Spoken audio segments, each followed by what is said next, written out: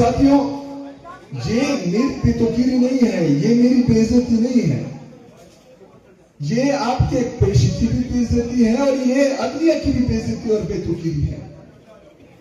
अभी अगर खास करें हम पर ये इल्जाम लगाया जाता है कि हम जो है इंतशारी सियासत करते हैं या एहतजाजी सियासत करते हैं, वैसे ये बता दूं कि एहतजाजी सियासत का मैं चैंपियन हूं अल्हम्दुलिल्लाह।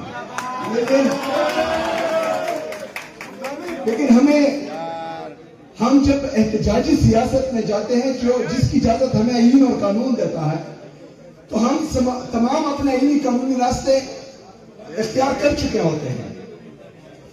मैं जब वज़ीर आला बना, मैंने पंजाब हुकूमत को लेटर लिखे, मैंने मरकजी हुकूमत को लेटर लिखे, मैंने chief justice Islamabad high court को लेटर्स लिखे, मैंने चीफ जस्टिस ऑफ पाकिस्तान को लेटर्स लिखे कि मेरा लीडर, मेरा कायल जनाब इमरान खान साहब जेल में हैं और वो पाकिस्तान का सबसे कबूल और मकबूल तरीन लीडर है और उसकी वजह से अल्लाह ताला ने मुझे ये मनसब दी है, तो मैं चाहता हूं कि मैं उससे मिलूं और उससे पॉलिसी गाइडलाइंस लूं।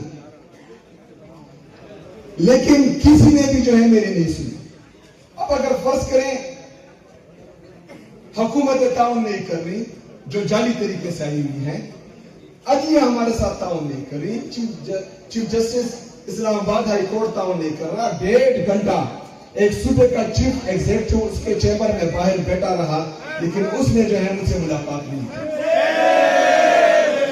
मैंने चीफ जस्टिस ऑफ पाकिस्तान को 3 कॉल्स किए, एक भी कॉल का मुझे जवाब नहीं आया। मैंने लेटर्स लिखे, एक लेटर का भी जवाब नहीं आया। तो मेरे पाकिस्तानियों, जब तमाम रास्ते हमारे साथ बंद हो जाते हैं और हमें त्योहार से लगाया जाता है, तो एक ही ऑप्शन फिर रहता है और वो एहतजाज का है। उसकी इजाजत भी आईन और कानून हमें देते हैं।